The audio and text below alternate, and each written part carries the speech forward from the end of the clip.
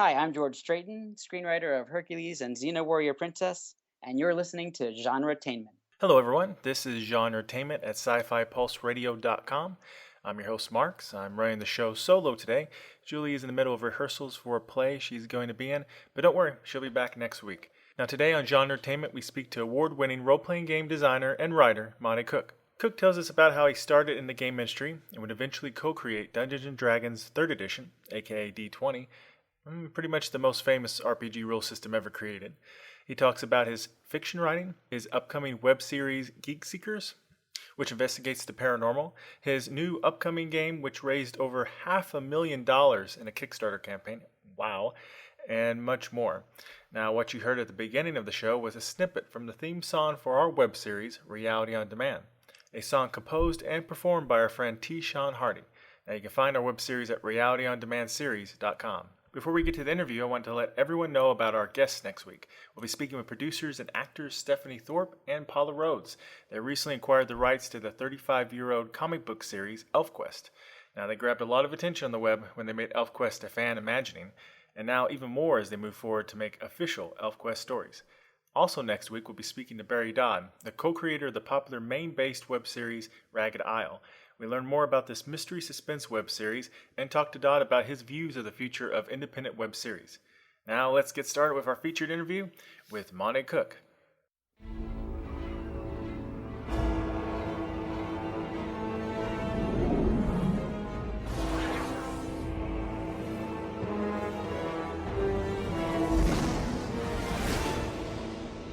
You're listening to GenreTainment, and today we are speaking with Monte Cook, who is a role-playing game designer that if you play D&D or a lot of other pen and paper role-playing games, you surely know his work. So let's go ahead. Can you introduce yourself, please? Hey, I'm Monte Cook, and I've been a role-playing game designer for 25 years now, which means I've never had a real job. That's a real job. If you get paid, it's real, right? That's what I tell my mom. Well, how'd you get into game writing? I actually started when I was still in college. I'd been a gamer, obviously, since I was about 10 years old, but I'd started like everyone else. I started with D&D, played a lot of different games, and in college was playing a game called Rolemaster, which was put out by a company called Iron Crown Enterprises. And kind of through just circumstance, I kind of got in touch with the guys there at that company, a small little company in Virginia, and found out that they were looking for somebody to write a book. They sort of had the book already all planned out. They just needed a writer for it. And I jumped at the chance, sent them some samples of my stuff, and they said, go ahead. So my first book was called Creatures and Treasures 2. I'm curious, whenever you write a role-playing game book, is it, for each book that you write, are you always writing like both the fiction element and like the background and also the rules, or there's some books that you Yes. do one or the other? It's pretty rare that you would do one or the other. Being a role-playing game designer means you have to sort of be a creative writer, but you also have to know what you're doing as far as the rules go. Sometimes I refer to it as creative technical writing because it is very technical, but at the same time, you're talking about dragons and other made up stuff. Mm-hmm. Your first work with that game was Iron Crown, correct? The company was Iron Crown, right? Uh-huh. Now you worked for the Rolemaster and Champion lines, and I think there's another book you worked for at some point, which I'm not familiar with, so I was kind of curious. Dark Space? That was my second book. Yeah, that was also from Iron Crown. At the time, Iron Crown had two different. Well, they had multiple games, but they had these two different games. One was called Rolemaster, which was fantasy, kind of their version of D&D, really, and then Space Master, which was their science fiction game. And so Dark Space was combining the two elements. It was sort of like Lovecraft stuff in space with magic. Ah, that sounds interesting. Whatever happened to that game line? I guess it just ceased after a while. Yeah, the company kind of fell on hard times. Many years later, all that stuff is out of print now. Now, how'd you make the transition from Iron Crown over to TSR, where you would work on Dungeons Dragons? So I worked for Iron Crown for a couple of years, like you said, on Rolemaster and Champions, and then I worked freelance for quite a while started doing freelance for TSR. I worked a lot on their. They used to have the Marvel superheroes license, and so I did a lot of stuff for them. And then one day I just got a phone call. It was basically, do you wanna come work for TSR? And at the time, they were the big thing. They were the number one company. They were the Dungeons and Dragons company. So at the very least, if nothing else, I wanted to at least go see the place. So when they said, "Do you want to come in for this?" See about this job, I jumped at the chance and worked for TSR from 94 to 97 until they were actually bought out by a company called Wizards of the Coast. With Dungeons Dragons, I didn't realize you worked on the Marvel superhero game line. That was always one of my favorites. That's probably still my favorite Marvel game rule system for some reason. Well, there's a reason why you didn't know that I worked on it, and that's because I worked on that line for well over a year. And then right when that stuff was supposed to start coming out and start getting published, the stuff that I had worked on, the Marvel canceled the license. And so none of it actually ever saw the light of day. So that kind of sucks, to be honest, because there was a lot of work there. But at least they paid me for it. Oh, yeah. Do you mind if I ask what it was? Sure. I had worked on well, I'd done a few small things, but the big thing was we were going to do this huge box set that was like everything that Marvel did in space. So it was, the Guardians of the Galaxy, and I don't know if you're a big Marvel fan, but Guardians of the Galaxy, the Kree Skrull War, all that stuff, all in one big box. It was going to be really cool. That sounds cool. I remember one of my favorite modules was a 3-part one with Galactus split in different parts throughout. I remember that one. Yeah, and they touched on all the different cosmic storylines like the Asgardian gods and such. Yeah. This is kind of a silly question, but I'm always kind of curious because I know at least the players, we always debate about it. But did you guys ever get in like debates, friendly debates about like, oh no, this character should be stronger or faster or whatever than this character because of whatever happened in whatever comic book? No, there were discussions like that. I wasn't in on a lot of them because at the time when I was working in Marvel, I was working as a freelancer, so I wasn't actually in the office. But, there would be lots of times where, I'd stat up a character, I don't know, Drax the Destroyer or somebody like that. And somebody would say, well, you made him, stronger than Thor. He shouldn't be stronger than Thor. That kind of stuff would happen. It's pretty geeky, really. Now, so you went on for Dungeons Dragons and had done a lot of writing for them for that game system and or game world.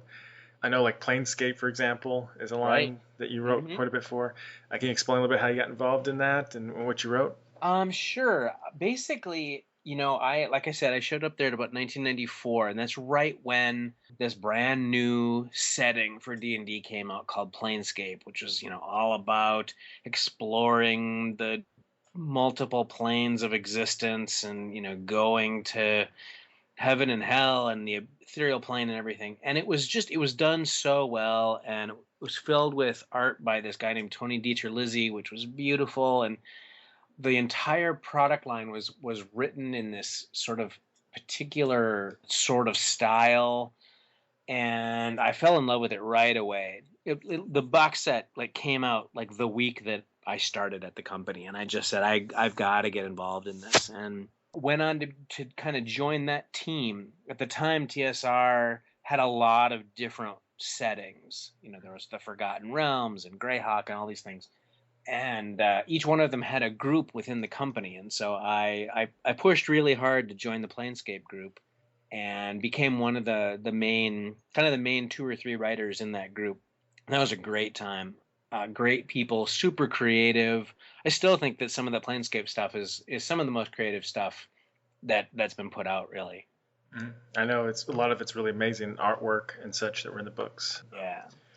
Now, you also, I believe, wrote for Dark Matter? I did, yeah. Dark Matter was a game that Wolfgang Bauer and I created while we were at Wizards of the Coast, and basically that's a sort of investigate the paranormal, conspiracies, X-Files kind of thing. I wrote a novel for that game as well called Of Aged Angels that came out, I guess it would have been the early 2000s. Now that you mentioned that, I do know you went to you graduated from the Clarion West Writers Workshop, and I did, yeah. you've done some writing since then. Can you tell us a little bit about the books you wrote or the stories you've written, and a little bit about that transition from doing technical fiction to fiction? Right. Well, it's pretty different. I mean, obviously you're still dealing with imaginative, fantastical stuff, but basically when you're writing for role-playing game stuff, it's like you're giving the tools to somebody else so that they can be the storyteller. But when you're writing fiction, you're the storyteller. And so it's a very kind of different approach to stories. But I like them both very much. And I've written two novels, Of Aged Angels, which I mentioned, and I also wrote a fantasy novel called The Glass Prison, also published by Wizards of the Coast about 10 years ago. And since then, I've mostly concentrated on short fiction. I've been writing short stories and published in anthologies and whatnot over the years. I just very, very recently, within the last couple of weeks, published a collection of my short fiction called Small Matters. And that came out from Stonebox Press. And you can get that on Amazon and elsewhere. But it's a passion of mine. Game design's always sort of been my main focus, but fiction is also something that I really love. Mm-hmm. I noticed you wrote a Call of Cthulhu fiction series for a while, Chandler Chronicles, I believe. That's right. Yeah, actually, the Chandler Chronicles is still going on. There's a trade magazine in the game industry, and I write a monthly kind of ongoing series. It's very episodic, about a guy investigating Cthulhu-esque stuff. It's been going on for quite a while. It's a lot of fun. Lovecraft stuff is always been a passion of mine too. I was wondering about that because you also wrote for the D20 version of Call of Cthulhu. Mm-hmm. That's right. And between that and Dark Space having some elements, I was wondering how much influence Lovecraft has on your writing. Yeah, somehow, even when I'm writing stuff that's not supposed to have any, Lovecraftian elements, it just kind of worms its way in sometimes. Well, what's your favorite thing about Lovecraft stories? That's a hard question, but I guess it would be sort of this idea that you're really coming upon something truly alien. I'm kind of fascinated by that. By the horror of realizing that there are these things out there that are practically beyond our comprehension, and they're so far above us that we're nothing to them. That kind of Lovecraftian horror is really fascinating and horrifying to me. Well, we could talk about how TSR transitioned from advanced D&D to over to 3rd edition, and what part you played in that. Sure. So like I said, TSR got bought out by Wizards of the Coast in about 1997. Mm-hmm. And right around that same time, we decided that we wanted to put out a new edition of D&D. It'd been quite a while, and to be honest, sales were kind of flagging. And that's part of the reason why TSR got bought out, was because it wasn't doing so well financially. So we thought a new edition would re-energize the game, and there had been already, 2 editions, and the differences between 1st edition and 2nd edition were not really that great. I mean, they seemed big at the time, but in truth, the game hadn't really changed much in a long time. And so we kind of set it upon ourselves to just make D&D the best game that we could. And that meant actually making sort of some major revisions. We tried very hard to keep to the spirit of the game, and keep a lot of the familiar elements, but we sort of made we took everything and we created what we called the core mechanic, which was basically you roll a 20-sided die and you're going to add a number to it, and you're always looking for high numbers. Mm-hmm. And that seems pretty basic, but in 1st and 2nd edition D&D, every saving throws worked differently than attack rolls, and ability checks were something different yet again. And sometimes you wanted high numbers, sometimes you wanted low numbers. It was kind of all over the board. And so we streamlined the game in that way, codified the rules a little bit more. Spent about 3 years working on that process. It was me and a couple of other designers named Jonathan Tweet and Skip Williams, and there were other people involved as well. But we were the three main designers, and so third edition came out in 2000 and did pretty well. I think that's an understatement, actually. Yeah, well, those were good times. We also, the company, when I say we, I mean the company, Wizards of the Coast, created something called we called the D20 system, which was basically the sort of the core of third edition D&D and those rules, and we made that open content so that basically so other people could come in, other designers and developers, and use that same system and could publish their own material, their own adventures, their own source books, and have it be compatible with this, with clearly the most popular role-playing game that was out there at the time. And so that was really a boon to the entire game industry. A lot of people were putting out D20 system modules. And in fact, that's what I did. In 2001, I left Wizards of the Coast and I started my own D20 design studio called Malhavoc Press. And Malhavoc Press still exists. We haven't put out any new products since about 2007, I think. But it was great. Put out a lot of products I'm really, really proud of in those 6 or so years. And that was revolutionary in a way of doing the open gaming license. Who decided that Wizards of the Coast to take the approach? Sort of the brainchild of a guy named Ryan Dancy, who was the business manager of D&D at the time. And it was not an easy sell in the company. A lot of people thought, because the idea was, wait a minute, we don't want other people putting out D&D stuff. We put out D&D stuff, right? We're going to be creating competition. Mm-hmm. But it really actually was, I think, it was very good for the game. It was very good for the industry. It was just a good thing overall, because I don't think that I don't think it created competition. It created more interesting material out there. It drew more people in, much more so than it, drove people away. Mm-hmm. Yeah, because if people are buying those other products, then they do that. They have to buy Wizards of the Coast first.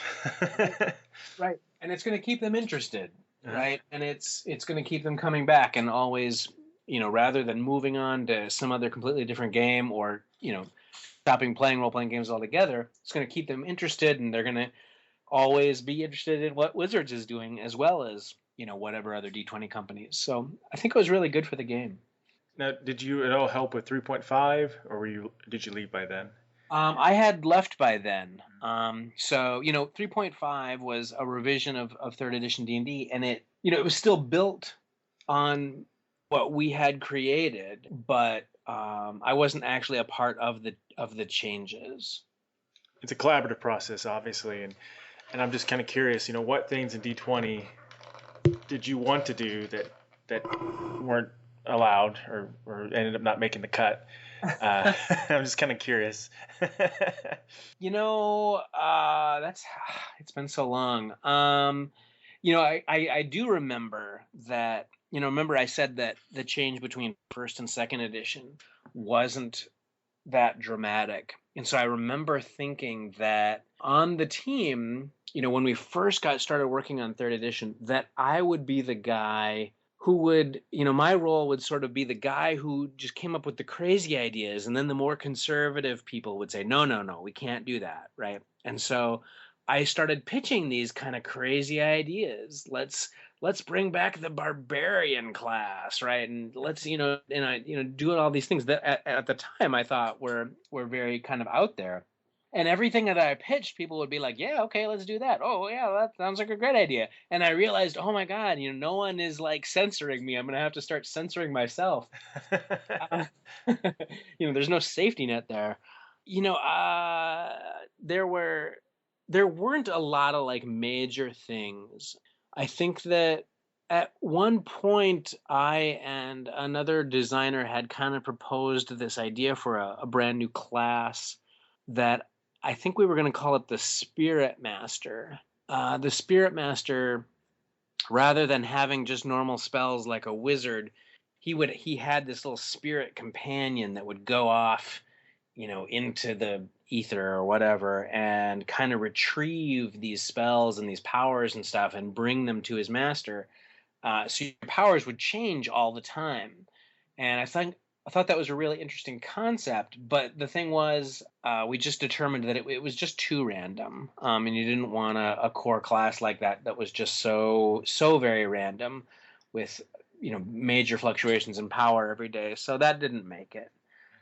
I can't really think of any really major things like that. Too many that ended up on the cutting room floor, so to speak. Now, you have a role playing game you're working on or developing right now that you did a Kickstarter campaign for not too long ago. That's right. Yes. And it was a very successful Kickstarter campaign. Can you talk a little bit about that? Sure. The game is Numenera, and it is a science fantasy game set in the very, very, very far future.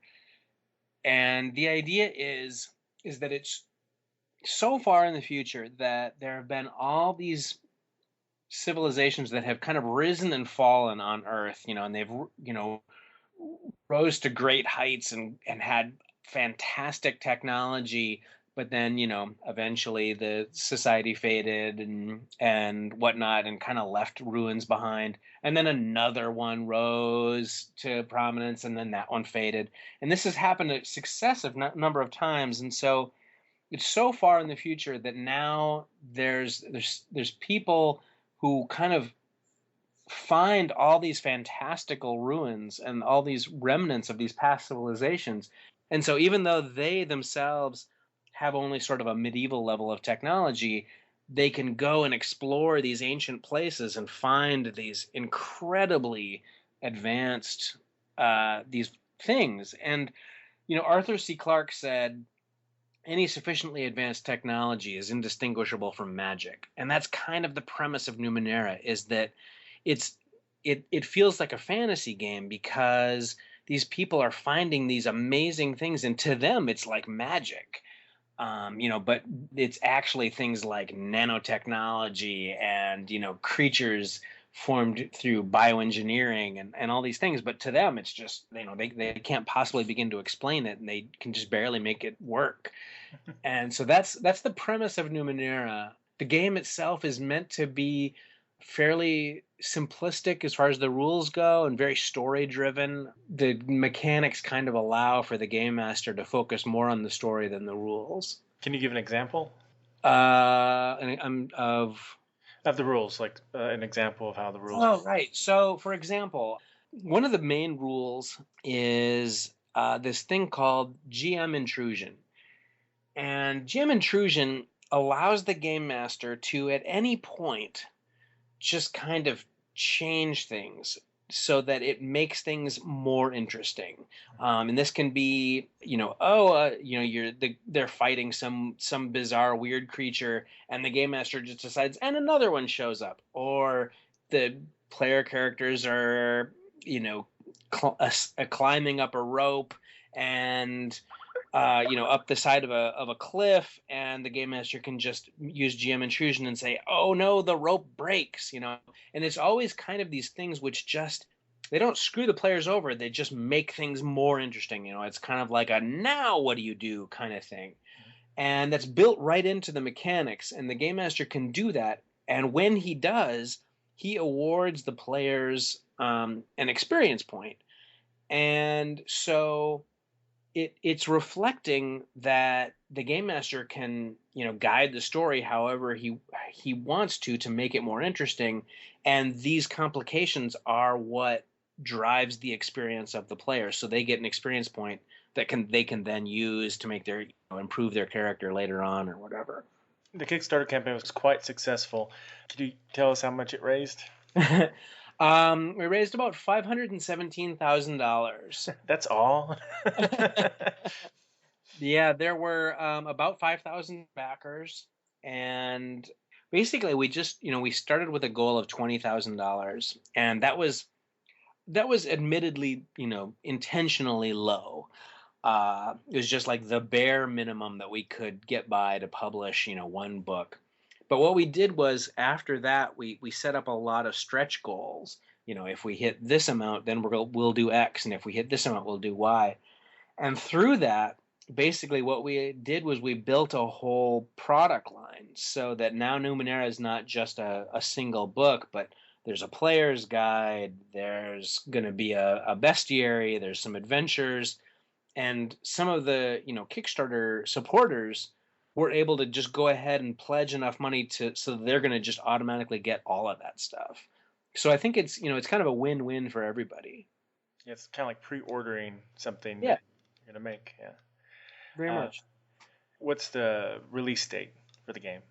We're looking at right around the end of July of next year is when the main book will come out, and then basically more products will follow immediately after. And what spawned the idea for the game world, the concept itself? It's something that I've been sort of kicking around for a very, very long time. I've always been sort of interested in the idea of a world where there was magic, but in fact it was actually technology, but the people didn't realize it. There's a fiction series.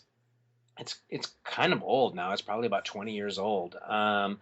Maybe more, actually, now that I think about it. But it was written by Gene Wolfe, called The Book of the New Sun. And in it, basically, you start reading this book, and it seems like a fairly straightforward fantasy novel.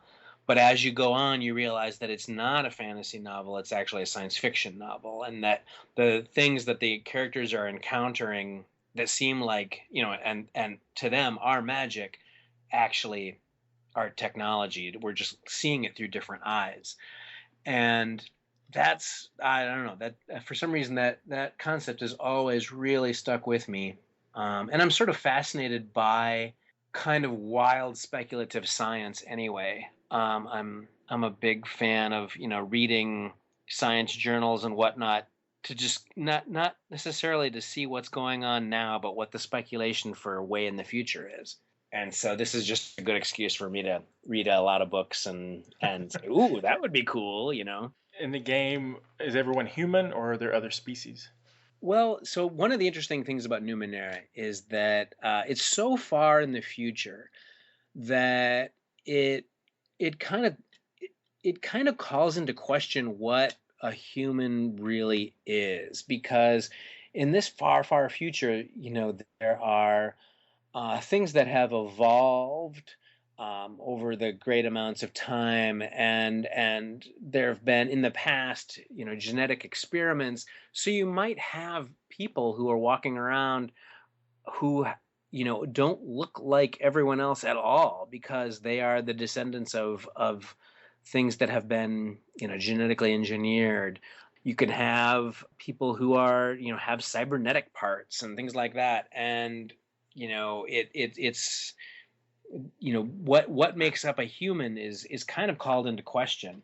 But there are, to really answer your question, in the past of Numenera, again, because it's so far in the future, there have been contact with alien species and things like that, and some of those are still around on Earth, even though they no longer have the capability to get back to their homeworlds, or rather, it's the descendants of those creatures who maybe came here a long time ago when Earth was a part of a big galactic empire or something that is now long since passed. And so the players have the opportunity to also play characters that aren't human at all. Is actually the point I'm getting to. Cool. Can you give any examples? Actually, I'm still working on a lot of that. But one of them is for example, a race that has a lot of psychic powers that are kind of inherent within them. And the interesting thing about them, I mean, because that by itself isn't all that interesting. We've seen that in science fiction plenty of times. The interesting thing about them is that their mere presence they're able to communicate like telepathically with each other, but their psychic presence around them kind of creates this weird sort of psychic static in the minds of creatures that aren't their race around them, and weird things can kind of start to be triggered within this psychic static, so that like you suddenly are experiencing weird memories that you long forgot and things like that just by being around them. That sounds interesting. So it sounds like there's a lot of story material in the world. Are you thinking about writing any novels too? It's pretty likely. I did as part of the Kickstarter. I wrote a short story for all the supporters. I'm probably going to be writing a few more in the spring, just as kind of something to tide people over. But it's pretty likely. Like you said, it's a world filled with a lot of story potential. The game itself is very, very story based, and there's just so many great ideas with this kind of material that I think it kind of lends itself really well. Now, another thing I wanted to talk to you about was your upcoming web series, Geek Seekers. Right. Something very different. Can you tell us a little bit about it? Sure. Geek Seekers is a web series that I am doing with actor Jen Page. Jen, probably best known for her role in Gamers 2, Darkness Rising. She's also in the upcoming Gamers 3 movie, and she's done a lot of other sort of geeky film work. And that's kind of the premise of it, is that they were both these big geeks, and we're both really interested in the paranormal. And so it's not a fictional web series. It's a paranormal investigation, and we're really gonna go do it, right? We have been. We've already explored a supposedly haunted apartment building, and we are talking in the future about maybe going down into the woods and looking for Bigfoot, and actually doing these things, and kind of going through the process of what it takes. And along the way, interjecting a lot of humor and kind of a lot of silliness, because we're geeks, right? And so that means that it's full of movie references and stuff like that, because that's what happens when you get a couple of geeks together and start talking about ghosts. All of a sudden everyone's quoting Ghostbusters over and over again, and I mean, it just happens, right? and that's a part of the series. But the premise is that this is the kind of thing that a lot of us geeks are interested in, and we're really going to give it a go and see what happens. Have you had anything interesting happen so far? Our first investigation, we did have something kind of weird. We heard some weird voices and actually caught them on tape. We can't really explain it. It's not definitive or anything like that, but it's a pretty weird moment in the series. Do you believe in the paranormal, or? I'm really actually very skeptical. I'm one of those people, I want to believe, I want to live in a world where there's all those interesting things, but I also know enough about science and whatnot that I'm really very skeptical. How about Jen? Is she a skeptic also, or more of a believer? Maybe a little bit more of a believer, but she's also, we approach things very much from a realistic point of view. When's that going to come out? I mean, what's the release date kind of plan? So we're going to release the first 2 episodes at the same time, and that is hopefully going to be later this month. Oh, great. So how did you go from doing all these years of role-playing game writing and then some fiction writing to suddenly going, let's make a web series? It sort of happened by accident. Jen and I were talking, we're friends, and the way it actually happened was we were talking about, there was a convention that we were talking about going to in Las Vegas, and I was saying that I get kind of tired of, I can't spend a really long amount of time in Vegas. The casinos and the lights and the slot machines and everything just kind of gets to me after a while. And so I said, what we could do is, kind of half jokingly, I said, Area 51 is out there somewhere. We could just rent a car and go see if we could find it. And she's, laughed and said, yeah, we could film it. And sort of one thing led to another, and we were, all these ideas started coming to our minds. And she has a lot more experience with film and that kind of thing than I do, but I've done a little bit of work in that. And we, just let's find somebody with a camera, and let's give it a go. For role-playing games. So the role-playing game industry as a whole. Mm-hmm. We got 5th edition getting ready to come out, or it's in the works for D&D, and then you have your game coming out. I know like the open gaming license took a big hit after D20 ended. But I mean, what do you see as the future of role-playing games? Do you see more open gaming? Do you see more independent productions like yours? What do you think? What direction do you think we're heading to? It seems as though there's still a number of companies that are making a go of putting out various games that kind of caters to different play styles. There's people who want to use, miniatures and have really tactical battles and, really get into the number crunching. There's other people who want to, focus more on the story. And I mean, I think that's great, and I think that's a sign of a healthy industry where we're not really focusing entirely just on one thing. We've got, like you say, a new edition of D&D, on the horizon. There's a game which is based very heavily on 3rd edition D&D, actually, that was created using the D20 system, called Pathfinder, which is very, very popular. But then you've got, you've got like some old standby games like Call of Cthulhu and other games which have been around for a long time. Then you've got a lot of new interesting things. There's a game called Savage Worlds. There's Fate. So there's still a lot of really interesting innovation going on. It's difficult because I think what we're seeing is that there's more and more difficulty in kind of figuring out the best way to get products from the creator to the consumer. It's difficult.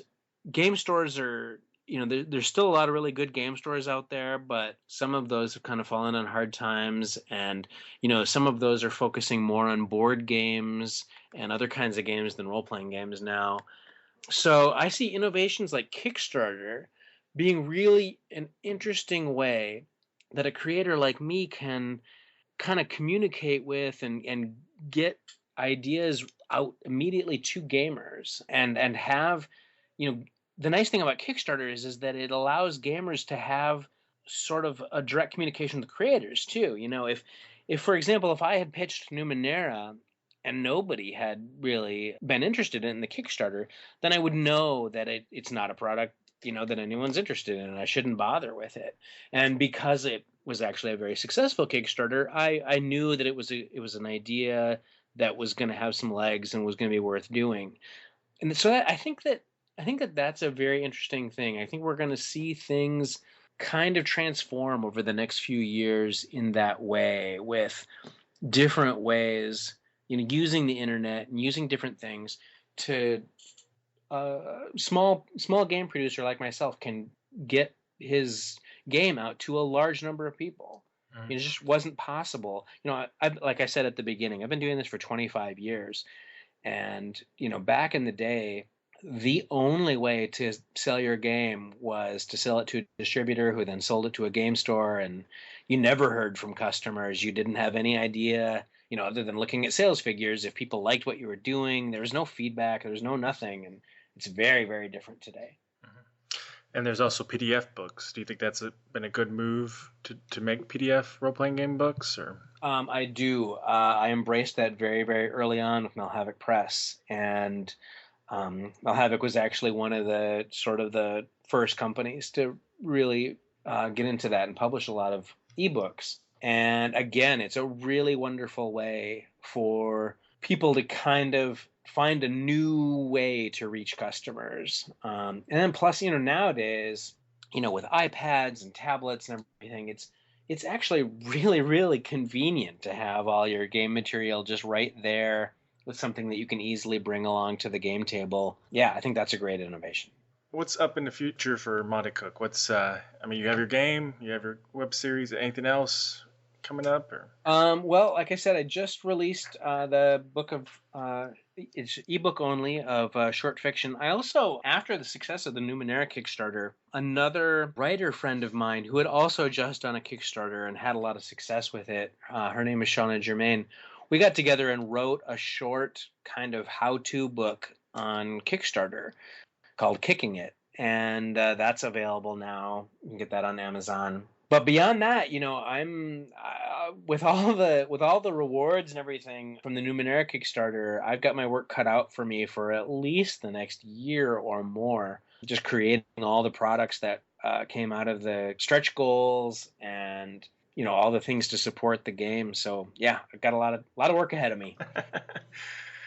Great. Well, I look forward to your game, and I look forward to Geek Seekers, and I'll have to look up that Kicking It. I do a little bit of web series work, and I'm really curious about Kickstarter. I know a lot of people are. More and more people are doing it. Yeah, it's. I think it's really an idea whose time has come. Just so people can make sure they can find you. Where can they find your work on? What website? The best place to go is just montecook.com. But if you're interested specifically in Numenera, we've also got a website for that, numenera.com. How do you spell that? Numenera.com.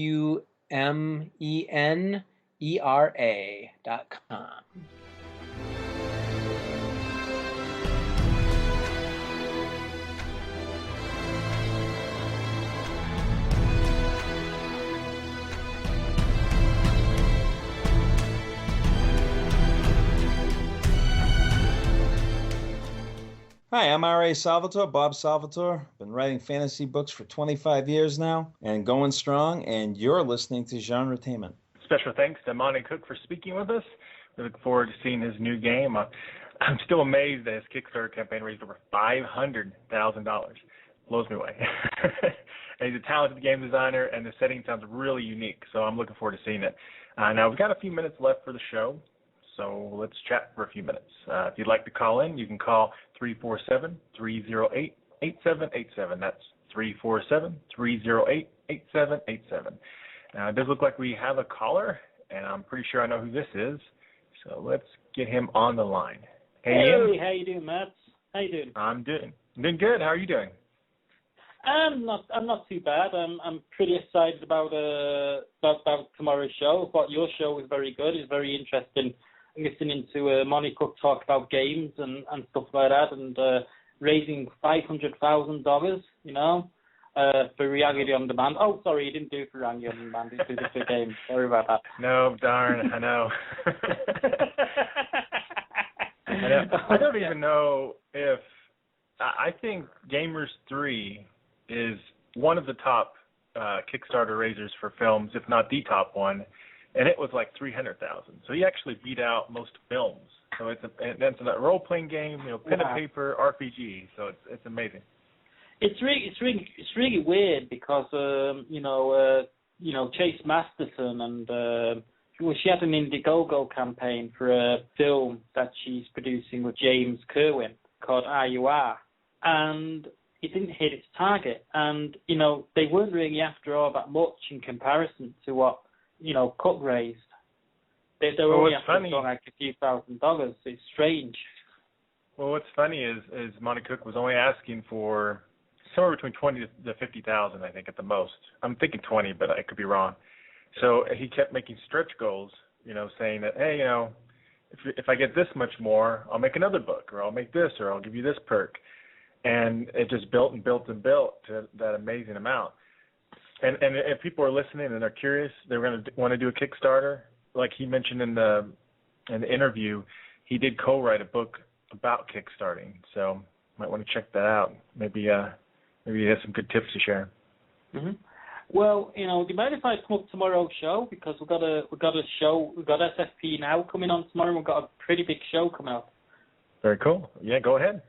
Yeah. Well, tomorrow we have a show which is basically spotlighting a lot of the new up-and-coming talent in British comics. And it's going to be topped off with an interview with David Hine and Doug Braithwaite about their new comic book, which is called Storm Dogs. But joining us also will be Chris Wildgoose and Benjamin Reed, who'll be discussing a new comic book they were actually previewing at Thought Bubble. It's called Porcelain, a gothic fairy tale, which is kind of like basically the title pretty much says it all. Mm-hmm. And that's a good gothic horror tale. You know, it's gothic fairy tale, and you know, I've got the comic from them. They actually gave me a preview issue and signed it for me, and the artwork in it looks fantastic, and it's called Porcelain, a Gothic Fairy Tale. We also have Richard Worth and Jordan Coover, who talk about their comic book called Ladies and Gentlemen, which is kind of like a steampunk Victoriana sort of like comic. It's actually proven very popular. It, you know, sort of came out late last year, and it just sort of like they still sang it issue 2 at Thought Bubble, and it's sort of like it's proven very successful here in the UK.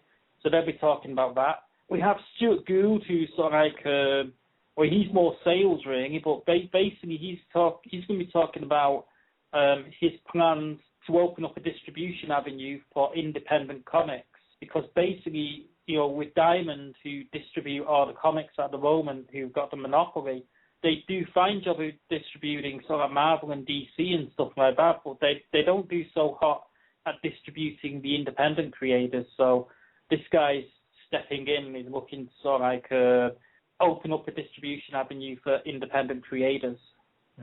And nice. We also have Dan Thompson, who's going to be talking about his comic book Moon. 2 issues of that have been out, and basically what Moon is, it's basically what the moon gets up to during the day. During the night, he's up in the sky, sort of thing, but during the day, he's actually out fighting ridiculous crime. Oh, really? So he's a crime fighter during the day and the moon during the night. So we're going to be talking about that. It's a pretty cool book. I've actually got both issues. It's quite a fun read. What kind of powers does the moon have? Oh, that'd be giving it away. And we also have Steve Tanner, who I spoke to last year. I did a catch-up interview with him, and he talked us through a few of the new comics that Time Bomb Comics have put out. And basically sort of like talked to me about his new Dick Turpin comic. Now, before you start, Dick Turpin was actually a highwayman here in the UK. He was basically a crook, but because of the way he sort of like walked up to the gallows and was drinking wine and chatting to the to the gallows people when he died, he became somewhat of a legend here in the UK. As in, although he was an outlaw, people kind of like thought of him as kind of heroic, because he was drinking wine, you know, even when he was walking up to his death. He was called Dick. Dick obviously is short for Richard, but you know. So, in the comic, he's kind of like the heroic Dick Turpin, and in the first issue that he fought vampires, he fought zombies. In this one, he takes on a group of vampire prostitutes. So that was pretty cool. But, and we top all that off with David Hine and Doug Braithwaite talking about Storm Dogs, which is out through Image Very Comics cool. now. Yeah, sounds like it's going to be British Comics 101. Although Storm Dogs is with Image, but yeah, but both the rundown on both the creators of Storm Dogs are actually British. Mm-hmm. You got David Hine, British writer. You got Doug Braithwaite, who's sort of like British artist, but you know basically he's done a lot of stuff with Marvel and DC. So you know, and he's a really cool guy. He's an incredibly quiet guy as well, but really nice. So very cool. I look forward to it. And that's tomorrow, right? That's tomorrow at 4 p.m. Pacific Standard Time. All right. Well, what else can we talk about? We have a few more minutes. I know something that just came out that, you know, people will probably love or hate, the new Star Trek trailer. Oh, man, that sucked. Oh, jeez. That's like the worst trailer ever, you know? Since when has Captain Kirk been a transvestite? Come on. A transvestite? I missed that part. When did that happen? Oh, I'm sorry. I must be watching the wrong trailer. I don't know what trailers you're watching. Well, what did you really think of the trailer? In a word, wow. I mean, it's so much more exciting than the trailer that we had for the first movie.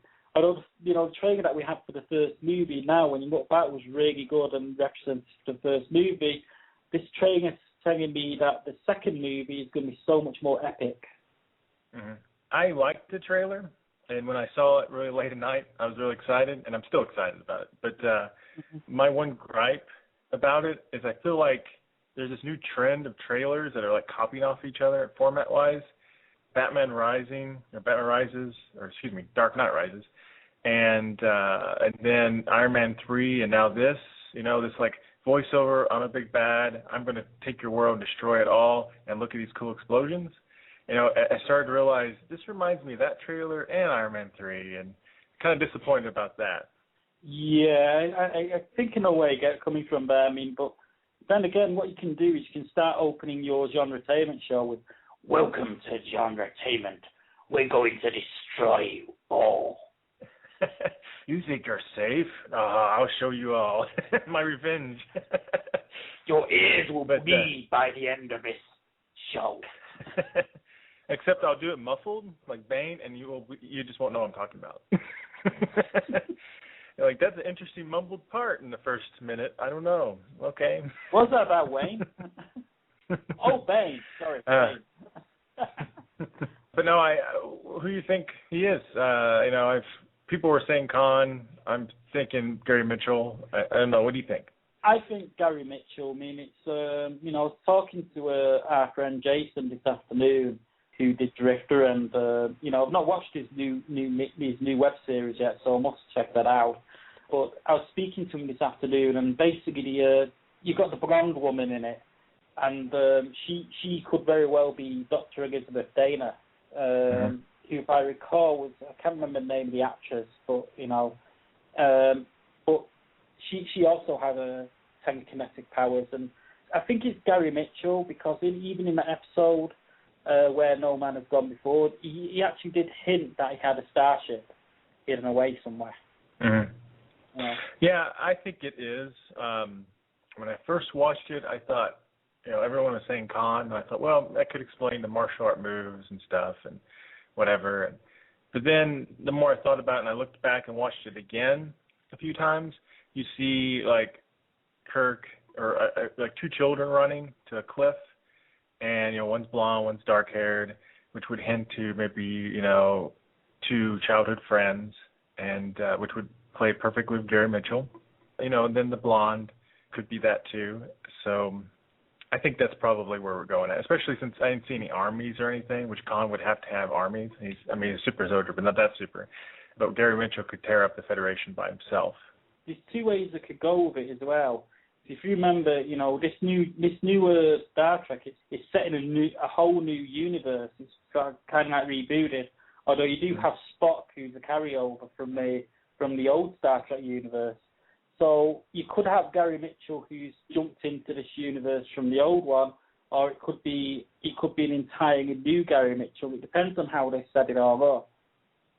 I hope they do new. I mean, I like the parallel universe element to help kind of explain the new reboot and still give appreciation and say that could still exist another timeline, to the old fans. Like, I appreciate that. I think that was clever to do that if they're going to reboot it.